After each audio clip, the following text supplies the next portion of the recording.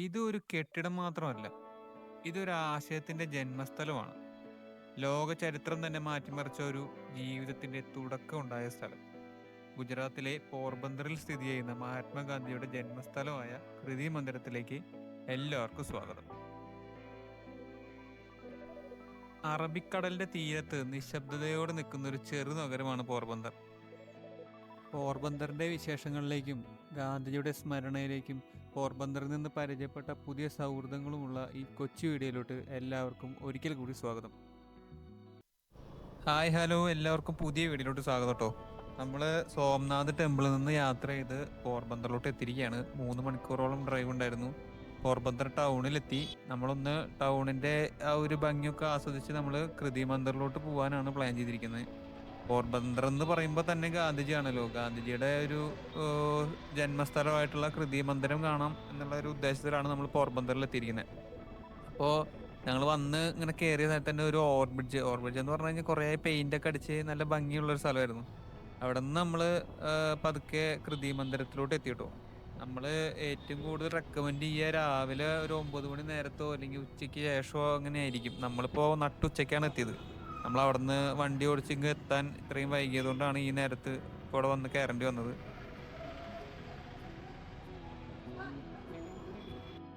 അങ്ങനെ നമ്മൾ വണ്ടിയൊക്കെ പാർക്ക് ചെയ്തിട്ട് ഈ വീടിനകത്തോട്ട് കയറാൻ പോകട്ടോ. അപ്പോൾ അവിടുത്തെ എൻട്രൻസ് നോക്കിയാൽ കാണാം, തിരക്ക് കുറയ്ക്കാൻ വേണ്ടിയിട്ട് 2 ചെറിയ എൻട്രൻസും പക്ഷെ വലിയൊരു ഗേറ്റ് ഉണ്ട്. അതിൽ 2 ചെറിയ ഇൻ ആൻഡ് ഔട്ട്, ചെറിയ ഒരാൾ വെച്ച് കടക്കാവുന്ന രീതിക്ക് അറേഞ്ച് ചെയ്തിട്ടുണ്ട്. നമ്മൾ ചെരുപ്പെല്ലാം അവിടെ ഊരിയിട്ടിട്ട് വേണം കടക്കാൻ. അപ്പോൾ ഈ ഉച്ചയ്ക്ക് ചെന്നുകൊണ്ട് തന്നെ ഈ നടുഭാഗം, അതായത് ഈ വീട് ഒരു നാലുകെട്ട് പോലെ, നാലുകെട്ട് എന്നല്ല പറയാ, ഇതൊരു സി ഷേപ്പ് ബിൽഡിംഗ് ആണ് ഈ വീട് പണിത് വെച്ചിരിക്കുന്നത്. അപ്പോൾ ഈ സി ഷേപ്പിന്റെ നടുഭാഗം മൊത്തം ഓപ്പൺ ആണ്, റൂഫില്ല. അപ്പോൾ അവിടെ ഇങ്ങനെ നല്ല ഈ മാർബിളൊക്കെ വെയിൽ കൊണ്ട് നല്ല പഴുത്തിരിക്കുകയാണ്. അപ്പോൾ വരുന്ന ആൾക്കാർക്ക് കിടക്കാൻ വേണ്ടി മാത്രം ഒരു മാറ്റ് വിരിച്ചിട്ടുണ്ട്.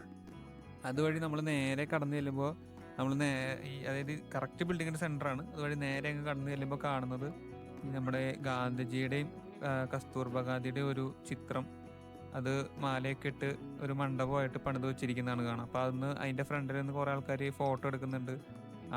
അവരുടെ സ്മരണയ്ക്ക് മുന്നിൽ കുറേ ആൾക്കാരൊന്നും ഫോട്ടോയും സെൽഫിയും ഒക്കെ എടുക്കുന്നുണ്ട്. അവിടെ ഇവരുടെ ഡീറ്റെയിൽ ആയിട്ടുള്ള ഇവരുടെ കാര്യങ്ങൾ, ഡീറ്റെയിൽസ് എല്ലാം അറിയാൻ വേണ്ടിയിട്ട് QR സ്കാനർ ഉണ്ട്. അതുപോലെ എഴുതി വെച്ചിട്ടുണ്ട്. ഇത് ഹിന്ദിയിലും ഗുജറാത്തിയിലൊക്കെ എഴുതി വെച്ചിട്ടുണ്ട്. അങ്ങനെ നമ്മൾ ഗാന്ധിജി ജനിച്ച, അതായത് യഥാർത്ഥ ബർത്ത് പ്ലേസ് ഉള്ള ആ റൂമിനകത്തോട്ട് പോകാൻ പോവാണ്.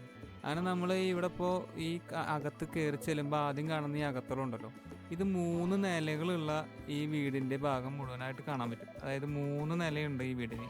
ഈ 3 നിലകളിലും പരമാവധി നാച്ചുറൽ ലൈറ്റ് അകത്തോട്ട് വരാൻ വേണ്ടി വെന്റിലേറ്റേഴ്സും അതുപോലെ ജനലുകളും ഡോറുകളും വെച്ച് നല്ല കറണ്ട് ഇല്ലാത്ത കാലത്ത് പണിതാണ് കേട്ടോ. അപ്പോൾ അത്രയും നാച്ചുറൽ ലൈറ്റ് മാക്സിമം ഉള്ളിൽ എത്തണം എന്നുള്ള രീതിക്ക് അത്രയും എന്താ പറയുക, ആർക്കിടെക്ചറലി പണിത് വെച്ചിരിക്കുന്ന ഒരു വീടാണിത്. 1869 ഒക്ടോബർ 2-ാം തീയതി നമ്മുടെ ഗാന്ധിജി ഈ ലോകത്തിൽ പിറന്നു വീണ ആ മുറിയാണ് കേട്ടോ ഇത്.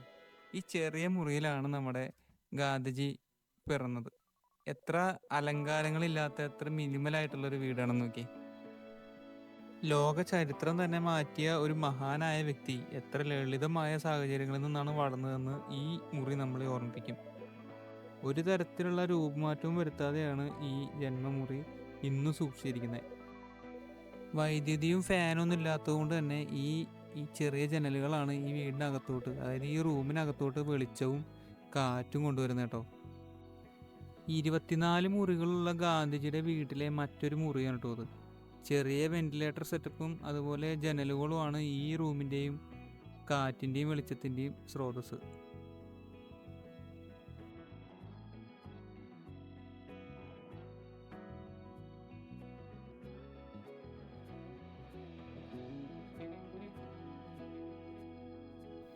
ഈ കാണുന്ന ചെറിയ കോണിയാണ് കേട്ടോ താഴത്തെ നിലയിൽ നിന്ന് മേലത്തെ നിലയിലോട്ട് പോകാനുള്ള ഏക മാർഗം. ഇത് ചെറിയ കോണി എന്ന് പറഞ്ഞു കഴിഞ്ഞാൽ ഒരാൾക്ക് കഷ്ടി കടന്നു പോകാവുന്ന രീതിക്കുള്ള വളരെ ചെറിയ കോണി. മരം കൊണ്ടുണ്ടാക്കിയ ഈ കോണി ഇപ്പോഴും ഒരു കേടുപാടും കൂടാതെ നിൽക്കുന്നുണ്ട്. കോണിയുടെ ലാൻഡിങ്ങിലടക്കം ഇതുപോലെ ചെറിയ ജനലുകൾ വെച്ച് കൊടുത്തിട്ട് എയർ പാസിങ് അടിപൊളിയാക്കുന്ന രീതിക്കുള്ളൊരു നല്ലൊരു ആർക്കിടെക്ചർ പരിപാടിയാണ് കേട്ടോ ഈ വീടിൻ്റെ മൊത്തത്തിലുള്ള ഹൈലൈറ്റ്. ഏതിടത്തിലാണെങ്കിലും എത്ര ഇടുങ്ങിയ മുറിയിലാണെങ്കിലും അവിടെ എയർ പാസിങ് കറക്റ്റ് ആക്കുന്ന രീതിക്കുള്ള എയർ വെന്റിലേഷൻസും ജനലുകളൊക്കെ എന്തായാലും ഉണ്ടാവും.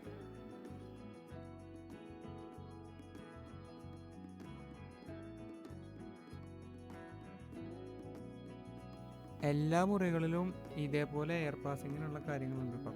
കൂടുതലും മരം കൊണ്ട് പണിതിട്ടുള്ള ഈ വീടിൻ്റെ ഇൻറ്റീരിയർ മൊത്തം ഇപ്പോഴും വലിയ കേടുപാടുകളില്ലാതെ നിൽക്കുന്നുണ്ടെന്നുള്ളതാണ് സത്യം.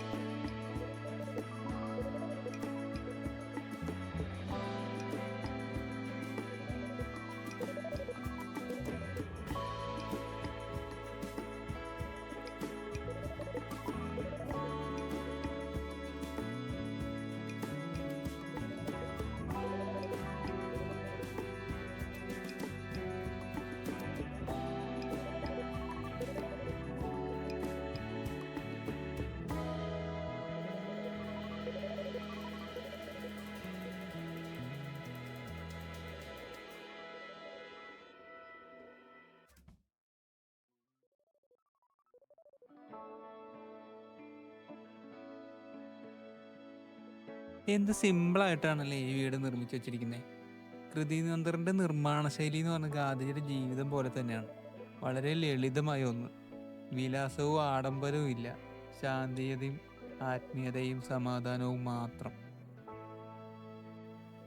പഴയ കാലഘട്ടങ്ങളിലെ ഇംഗ്ലീഷ് പത്രങ്ങളിൽ പ്രിന്റ് ചെയ്ത് വന്നിട്ടുള്ള പലതരത്തിലുള്ള ന്യൂസ് പേപ്പർ കട്ടിങ്സ് ഇവിടെ ഒരു കൊളാഷ് രൂപത്തിൽ ഉൾപ്പെടുത്തിയിട്ടുണ്ട് കേട്ടോ.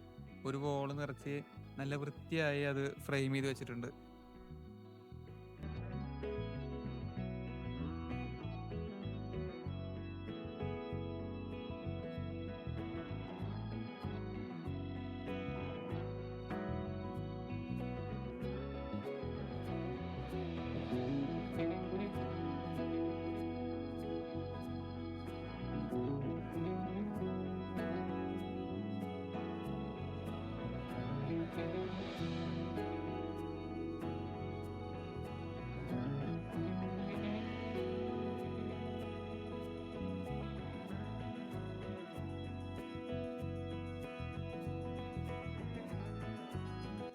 വീട്ടിനകത്ത് തന്നെ നിത്യോപയോഗ സാധനങ്ങളെല്ലാം ഉൾപ്പെടുത്തിക്കൊണ്ടുള്ള ചെറിയൊരു മ്യൂസിയം ഉണ്ട് കേട്ടോ. അതായത് ഗാന്ധിജി അന്ന് ഉപയോഗിച്ചുകൊണ്ടിരുന്നിരുന്ന ചർക്ക, അതുപോലെ നിയമ പുസ്തകങ്ങൾ, അതുകൂടാതെ പഴയ കാലഘട്ടത്തിലെ ചില ഫോട്ടോഗ്രാഫുകൾ, ഇതെല്ലാം കൂടാതെ ഇതൊന്നും പോരാതെ എക്സ്ട്രാ നമ്മുടെ ഗാന്ധിജിയുടെ പേരിൽ അച്ചടിച്ചെന്നുള്ള പുസ്തകങ്ങളും ഈ മ്യൂസിയത്തിനകത്തുണ്ട് കേട്ടോ.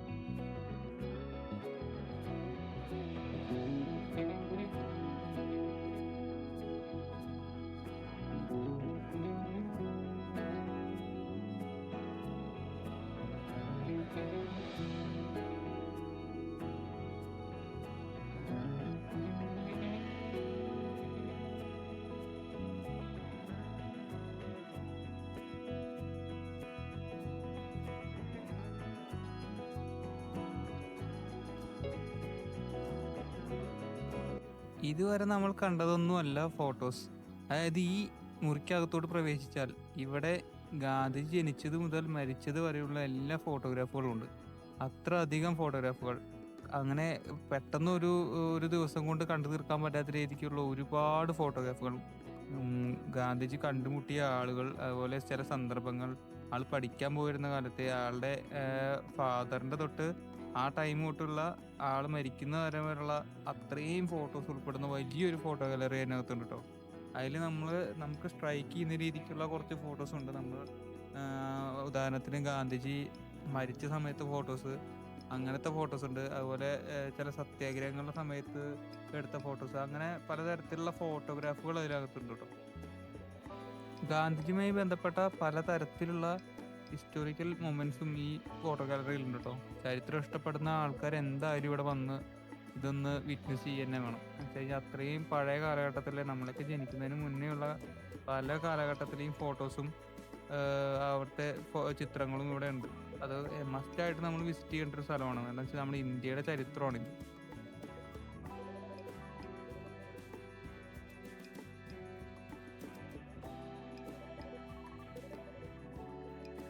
അങ്ങനെ ഒരു വീഡിയോ കൊണ്ട് പറഞ്ഞു തീർക്കാൻ പറ്റുന്നതല്ല പോർബന്തറിന്റെ വിശേഷങ്ങൾ. പോർബന്തറിന്റെ വിശേഷങ്ങളുമായി അടുത്ത വീഡിയോയിൽ വീണ്ടും കാണാം. എല്ലാവർക്കും ബൈ.